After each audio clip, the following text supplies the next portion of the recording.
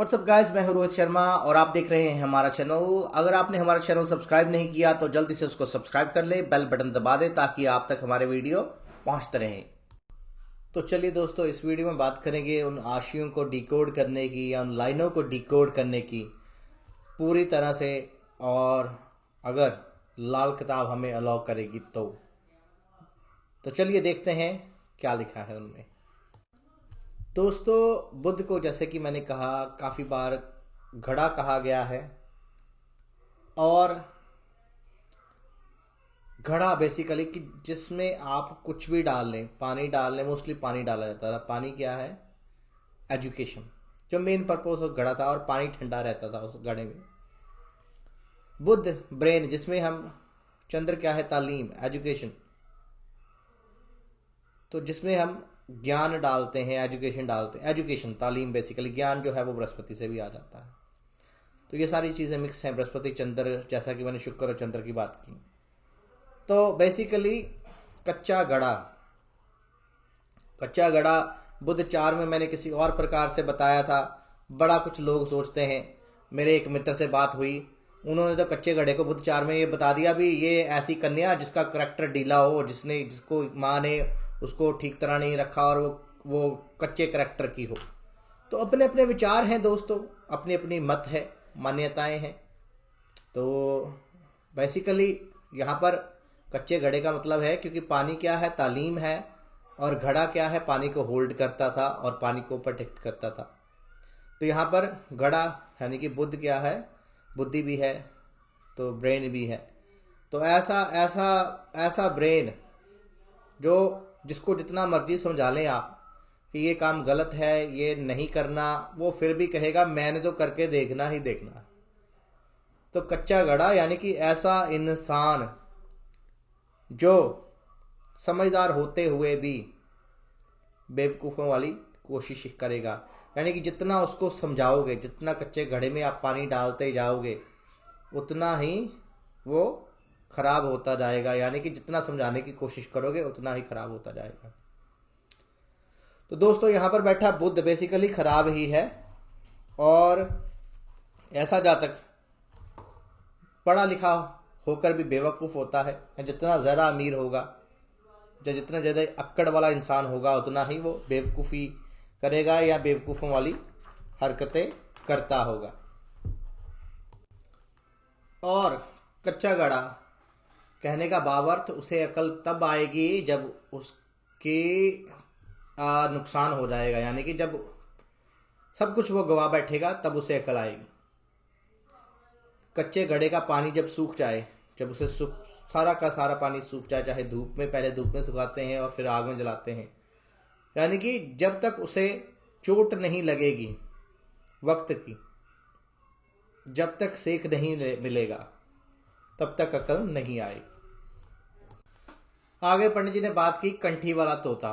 तो दोस्तों, कहते हैं कि कंठी वाला एक ब्रीड होती है तोते की, जिसके गले में कंठी होती है। और हर कोई तोता जैसे कि ह्यूमन भाषा नहीं बोल सकता, मिमिक नहीं कर सकता, पर कहते हैं ये एक स्पेशल कैटेगरी का तोता होता है जो बहुत जल्दी ह्यूमन भाषा यानी कि जैसा हम बोलते हैं वैसा पिकअप कर जाता है, जो उसे सिखाते हैं। मोस्टली इनको सिखाया जाता है राम राम, जय सिया राम, राम राम राम, मीन्स के अच्छे शब्द सिखाए जाते हैं। तो वैसा ही ये बोलने लग पड़ते हैं। तो कंठी वाला तोता दोस्तों, यानी कि अब ऐसा बुद्ध, और अगर इसको नेगेटिव चीज़ सिखाएंगे तो नेगेटिव बोलेगा। दूसरों की बोली को, दूसरों की बोलचाल को, दूसरों की एनर्जी को बड़ी जल्दी पिक करने वाला होता है। यहाँ पर बैठा बुद्ध दूसरों की नेगेटिव एनर्जी को सबसे पहले पिक करता है। क्योंकि एक तोते का मतलब नहीं है कि वो ह्यूमन भाषा में बोले, क्या करना है उसे बोल के। तो ये उसके लिए एक नेगेटिव ही चीज़ है, क्योंकि उसका उसे कोई बेनिफिट नहीं है। बेनिफिट किसको मिल रहा है? इंसान को। खुश कौन हो रहा है? इंसान। एंटरटेन किसको किया जा रहा है? इंसान को। तो यानी कि ऐसा बुद्ध 11 वाला इंसान, ऐसा बेवकूफ़ इंसान होता है जो दूसरों को अपना नुकसान करके दूसरों को फायदा पहुंचाता रहता है। बुद्ध 11 वाला दूसरों को सलाह देगा, बड़ी अच्छी देगा और फलेगी भी। और ये प्रैक्टिकल है। बुध 11 में बैठा होगा, कंठी वाला तोता, ऐसा तोता कि जैसे जरूरत ही क्या है अपनी भाषा छोड़कर दूसरी भाषा बोलने की, यानी कि अपने काम छोड़कर, अपनी बुद्धि को छोड़कर अपने में लगाएगा अपनी बुद्धि, दूसरों को ज्ञान देगा, यानी कि दूसरों के लिए कुछ ना कुछ अच्छा कर जाएगा, पर अपने लिए फिर वही बुरे का बुरा ही रह जाएगा। आगे दोस्तों, आगे बात करते हैं। आगे लिखा है गुरु, यानी कि बृहस्पति। यहाँ पर गुरु, दूसरा गुरु नहीं, यहाँ पर प्लेनेट गुरु की बात हो रही है, बृहस्पति की, का उपदेश देवे। तो दोस्तों दो बातें हो सकती हैं यहाँ पर। बृहस्पति क्या है? अब बुध और बृहस्पति एक ही सिक्के के दो पहलू हैं, ये भी कहा जा सकता है। दोनों एक दूसरे से जुदा किसी प्रकार भी नहीं है, तो एक ही सिक्के के दो पहलू हैं। तो गुरु का उपदेश देवे, तो यह शनि और बृहस्पति का घर है, और यहाँ पर बुध अब आया है। तो ऐसा जातक ये भी मान सकते हैं कि कुंडली में जिस प्रकार का बृहस्पति बैठा होगा उस प्रकार के ऐसे इसके विचार होंगे, या उस तरह की बातें करने वाला होगा। या ये भी कह सकते हैं कि बातें तो इसकी बड़ी बड़ी होंगी, यानी कि पर काम छोटे, नकल बहुत बड़े बड़े लोगों की करेगा, अच्छे अच्छे देव गुरु बड़े बड़े लोगों की नकल करेगा, और काम खुद फिर छोटे, या बहुत बड़ी बड़ी बातें करने वाला पर खुद छोटी औकात का मालिक। और देखा भी गया है गुरु बोल रहा हूँ, जब बुध खाना नंबर 11 में हो तो 11वां घर जो है लिंक का भी है। 11वां घर हमारे इर्द गिर्द का जो हमारा लिंक होता है, चैनल, जिसका लिंक चैनल जिसको बोलते हैं, जैसे कि एक हमारा क्या है, जैसे फेसबुक है तो वैसे एक लिंक आईडी भी है, आई थिंक सो। तो जो हमारा सोशल सर्कल है, जो लिंक है, उसको भी 11th हाउस से देखा जाता है कुछ हद तक। माया के आने का घर भी है, तो माया तभी आएगी जब आपके लिंक होंगे, किसी के साथ आप बात करेंगे, बाहर घर से निकलेंगे तो तभी माया आएगी, घर पे बैठे थोड़ी माया आ जाएगी। या मैं आपके साथ यूट्यूब के थ्रू बात कर रहा हूँ, जितने भी मेरे व्यूअर्स हैं तो वो 11th हाउस से भी रिप्रेजेंट होते हैं। तो आगे बात करें हम मेन मुद्दे की, बृहस्पति का उपदेश देवे, यानी कि ऐसा जातक मैंने देखा है प्रैक्टिकली कि ऐसे बुध वाले के लिंक बड़े होते हैं, उन्होंने बड़े अच्छी अच्छी पोस्ट वाले बंदों के साथ लिंक बनाए होते हैं। अगर ये यानी कि एक मोस्टली मैंने वकील बहुत देखे बुध 11 वाले, एक छोटा वकील हुआ, एडवोकेट हुआ, छोटा वकील हुआ, तो इसके बड़े बड़े जज के साथ या जज के साथ इनके लिंक अच्छे होंगे, उनके साथ उठनी बैठनी होगी बड़े लोगों के साथ। पर फिर वही बात कि बातें बड़ी बड़ी काम छोटी। तो आगे पंडित जी ने बात की चौड़े पत्तों का दरख्त। तो दोस्तों चौड़े पत्तों का दरख्त काफी बार आगे भी आया है, बुद्ध में एक्सप्लेन किया है। पत्तों का काम क्या होता है कि वो खाना बनाते हैं पेड़ के लिए, में यही मेन काम है उनका, और दूसरों को छाया देते हैं, छाया देते हैं। छाया किसको देते हैं? दूसरों को। अगर पत्ते बहुत ज़्यादा बड़े हो जाएं तो ऐसे पेड़ जो होते हैं वो जंगली पेड़ होते हैं, और उनके नीचे कोई भी और चीज़ पनप नहीं पाती। पत्तों से हल्की सी रोशनी या हवा आती रहे तो जो उसके नीचे हरी घास होगी, पर अगर चौड़े पत्ते वाले पेड़ हम लगा देंगे तो उनके नीचे, दरख्त, पेड़ की बात की है, दरख्त बड़े बड़े पेड़ जिनके चौड़े पत्ते हों, तो उनके नीचे कुछ भी नहीं पनप सकेगा, क्योंकि वो बिल्कुल ही हवा और रोशनी वहाँ तक ज़रा नहीं पहुँचने देंगे। यानी कि ऑक्सीजन भी खुद खा लेंगे और रोशनी भी खुद खा लेंगे।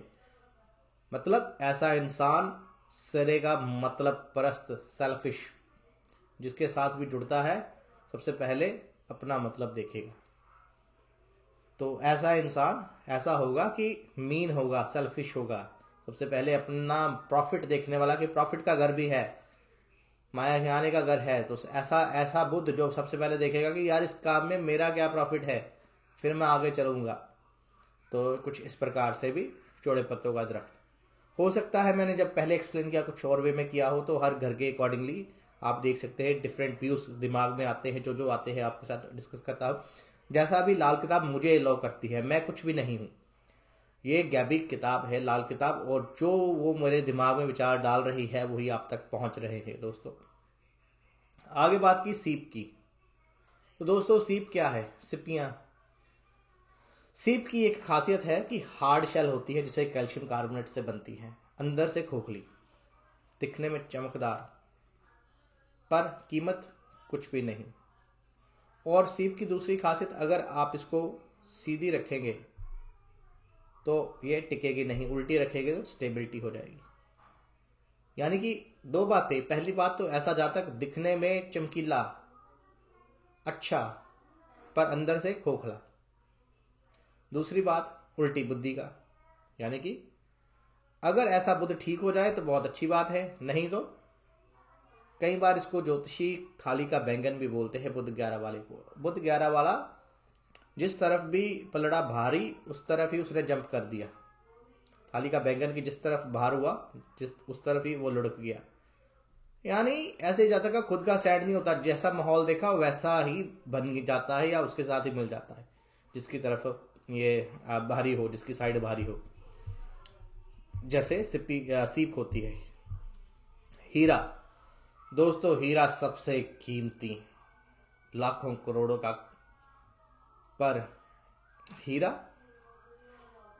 एक ऐसा कांच, कि बुद्ध को कांच भी कहा गया है, एक ऐसी चीज जिसकी कीमत तो बहुत है पर एक्चुअली क्या है, एक कांच ही है।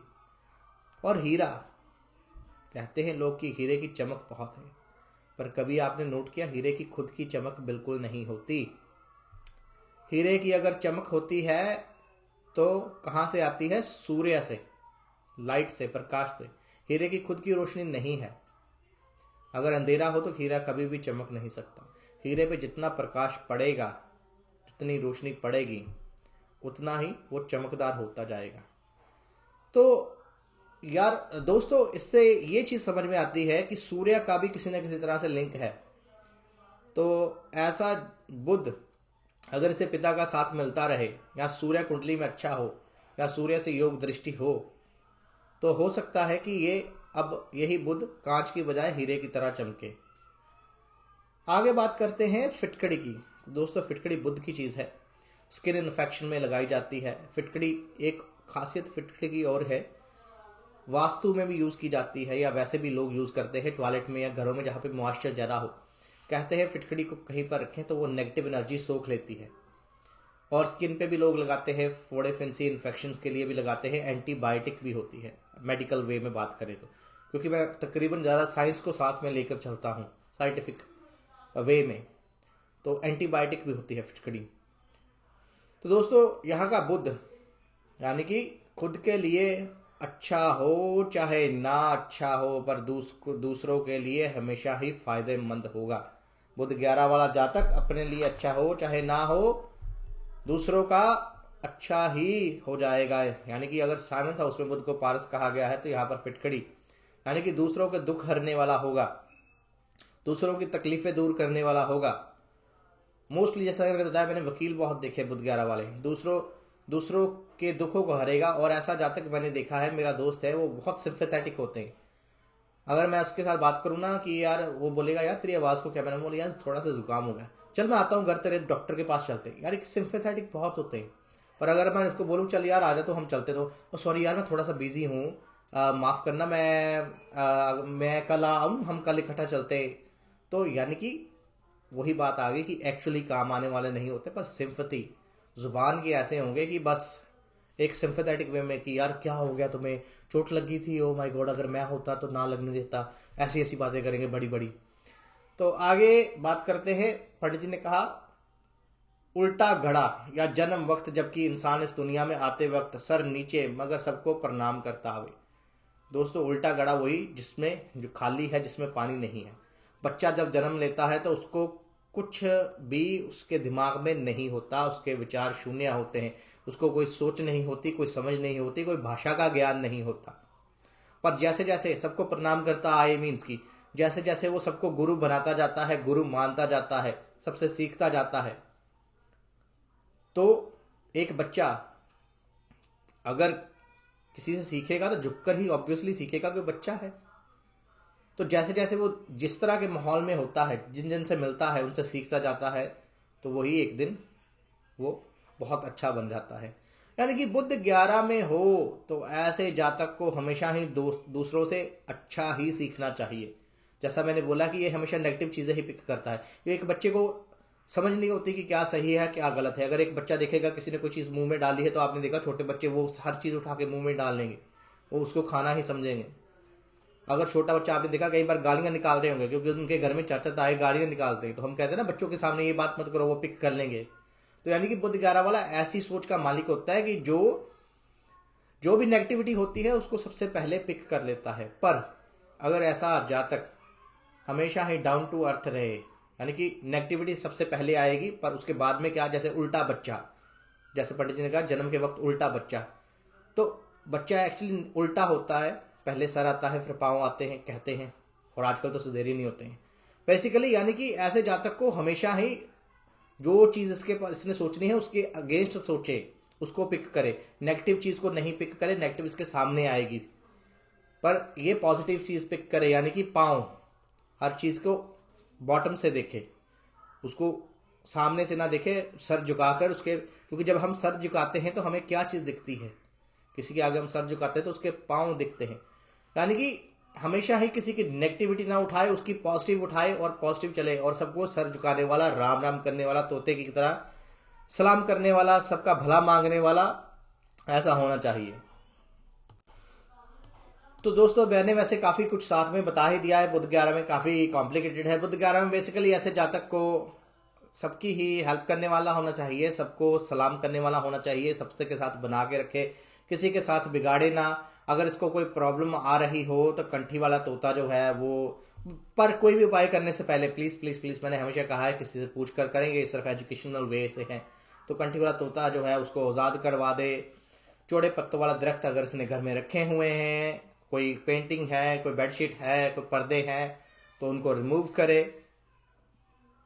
दूसरी बात, ऐसा जातक को चाहिए कि फिटकड़ी के साथ दांत साफ करे, और यही मेन मेन जो उपाय हैं बुध 11 के लिए। बुध 11 वाला दोस्तों वैसे होता बहुत अच्छा है, मुंह का मीठा होता है, हेल्पफुल होता है, दूसरों की सलाह देने, हेल्पफुल इन वे लाइक सिर्फ अपनी बातों से, सलाह से, ऐसे जातक की सलाह बहुत अच्छी होती है, फ्रूटफुल सलाह होती है, क्योंकि उसने लाइफ में सारे उल्टे काम किए होते हैं, इसलिए आपको सीधी सलाह दे जाता है। तो ये बुध 11 के बारे में होपफुली आपको अच्छा लगेगा। मिलते हैं नेक्स्ट वीडियो में। Thank you so much, god bless you, love you guys, bye bye. कर भला हो भला, अंत भले का भला। दोस्तों अगर आपको हमारा वीडियो अच्छा लगा, लाइक कमेंट शेयर करना ना भूलिएगा। Thank you guys, thank you so much.